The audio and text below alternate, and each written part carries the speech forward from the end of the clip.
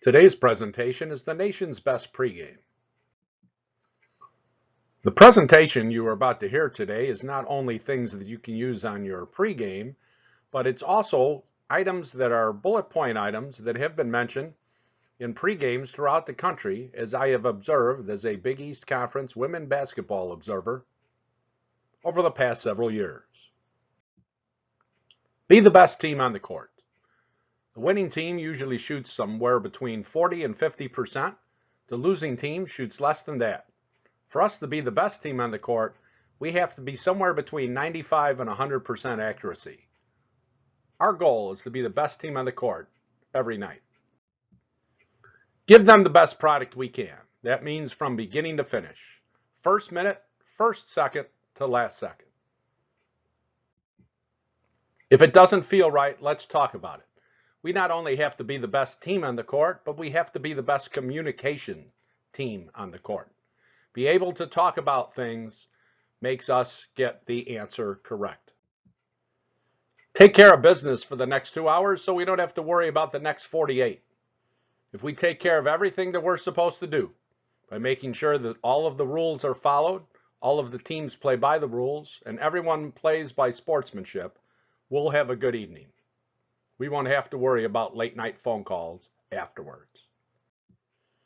If we handle the game early, it will handle itself late. Make your first call the best call. See the whole play. Call the first foul. Every play has a beginning, a developmental phase, and an end. If we only catch the second action, we may have missed the first, and that's the play that we should have called the whistle on. See the whole play. Everything is more enjoyable when you're doing it well. Have a good attitude. Our game is the most important game in the league today. Some nights it'll be between the top two teams in the conference, and some nights it'll be teams that are not the top two in the conference. But for the participants, it's the most important game. Make sure we treat it as such. Stay engaged on plays leaving in your area. We know if we have closely guarded in our primary, and that closely guarded situation continues and leaves our primary area, we continue to have a 5-second count.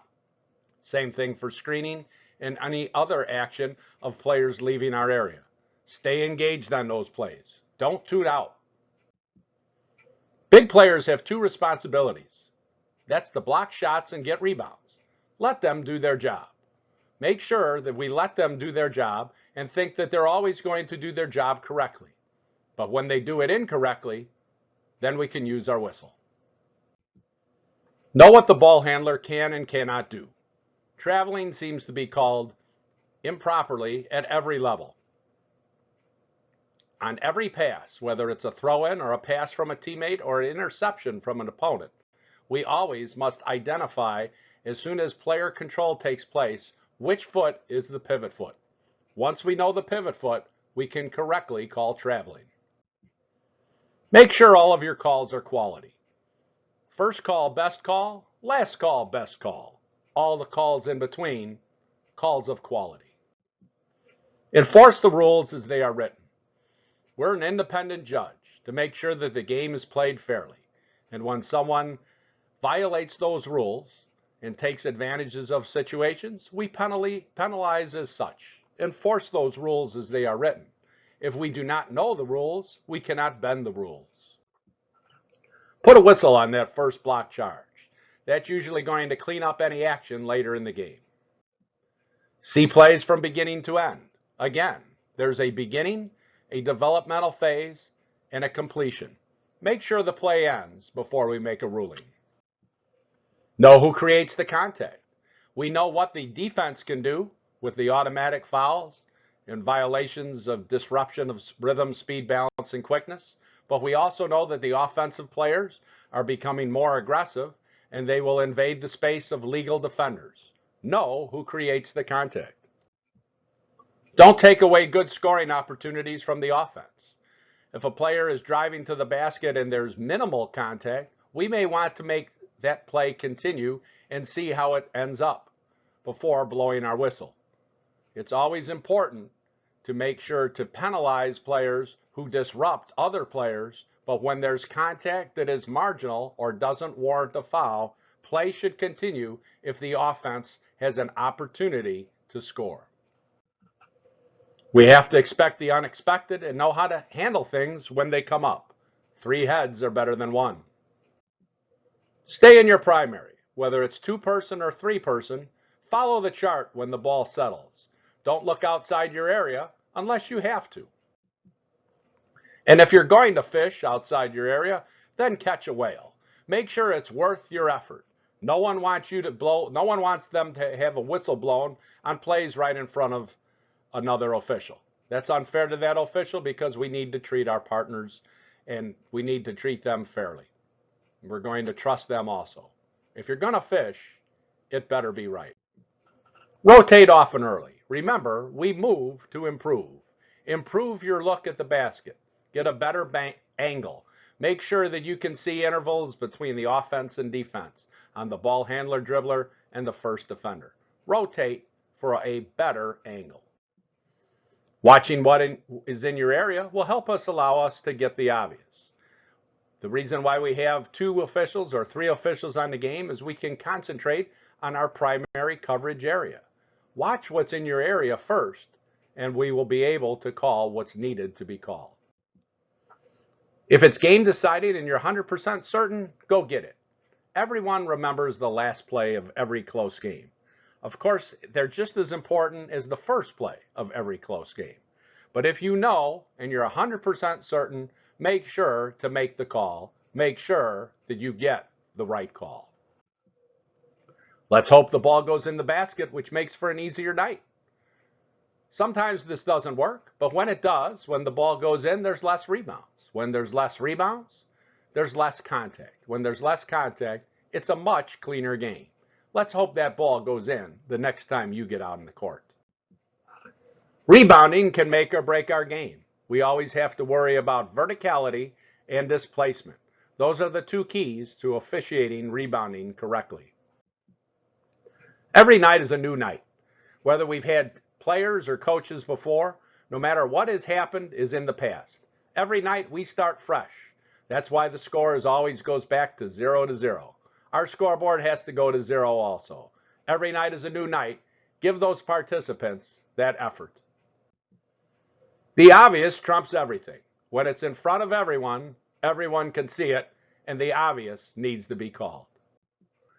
The only thing that can get us in trouble is a lack of communication. We not only need to be the best team on the floor, but we need to be the best communicating team on the floor. Find the defensive player. Let the play develop and finish to determine the call. Officiate the defense. Know legal guarding position. Know where the offense is going. Let that play develop. Let it finish. And if a whistle is needed, then use it. Referee from the floor up. Whether it's legal guarding position with 2 feet on the floor in bounds facing a defender, or whether it's having a pivot foot on the floor, or as those players leave the floor, we now have verticality. We also have seen if they continue to establish legal guarding position, who invades who displaces whom, referee from the floor up. If you hear it's a player's second foul in the first quarter, be a little bit slower in getting the ball inbounded. We want officials to always give an opportunity for coaches to make substitutions if they do so in a timely manner. There's no need to hurry, especially when it's early. Be aware of coaches calling timeouts. We know that late in the game, when teams are trailing and they score, many coaches will call timeouts. Be aware of that situation, but also be aware of situations when teams score that they may call a timeout, especially if they wish to change defenses. Understand those concepts and be aware of coaches in these situations. Follow the 3 C's: communication, concentration, and consistency. If we're good communicators and we have great concentration skills, we'll be very consistent and have a good night. Don't change anything that you've been doing if you've been doing it right. We don't really have a big thing about uniforms, and many people don't care about uniforms, but someone above us cares. And that means that we have to follow those rules also. Even though the player has a yellow headband, it is not legal because it's not matching the predominant color of the jersey or one of the other colors as dictated by rule. We need to follow all rules, no matter how popular or unpopular they may be. Every rule is just as important as one of the others. We have to care about uniforms because someone above us will always care. Take care of business of stuff that is obvious. Don't overanalyze stuff. Keep it simple. Take care of all the basics and get all the little stuff right. Be great helpers on anything we can help on. 3 heads are better than 1. 2 heads are better than 1. Be a helper. You don't need an invitation to be a helper. If you have information, share it. See something, say something. You can't help if you're in another zip code. Make sure you officiate where you should be on the court. Many of us have the opportunity of watching games on video, seeing calls that we've made, seeing positioning on the court. If you can't see the trail on the video, then you're probably too far away. This is a 3-person game. We see the lead, we see the center, we don't see the trail. When all things are equal, referee the game and go with your gut. We make it more complicated than it needs to be. Keep it simple. Establish a tempo by letting the game come to you. You don't have to go looking for that first foul. It'll come to you if you stay engaged in your primary coverage area. Never call something that you can't administer. Know the rule book. Know the case book. There's no excuse for not knowing. Choose your words wisely. Silence cannot be quoted. This will probably end poorly. All of us have clock management responsibilities on every whistle and throw-in. We don't have the advantage of looking at a monitor, so on every situation where there's a free throw or a throw-in, while the ball is dead, know how much time is left on the clock. Near the end of the game, after every basket or every whistle, make sure that we know how much time remains. With coaches, be a responder, not an initiator. Good listening skills will help effective communication. We can listen to coaches and we can answer their questions, but we don't have to be a responder and initiate conversation. Ignore, acknowledge, warn, or penalize.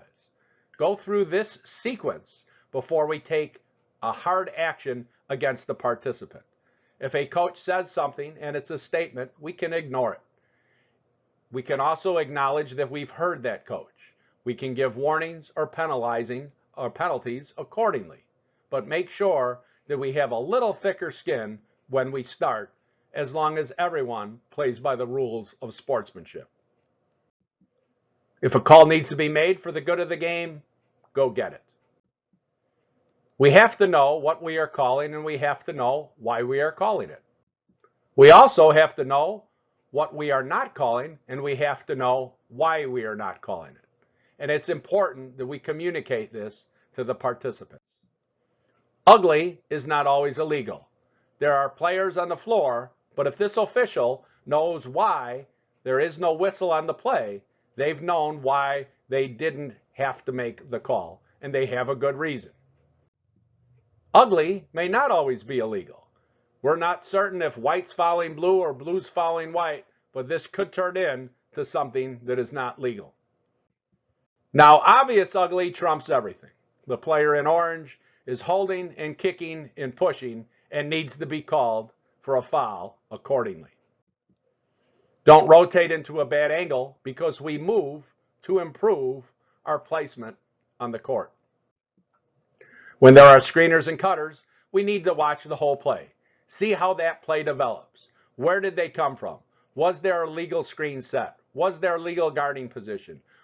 Know where they came from, know what happened, and know where they went.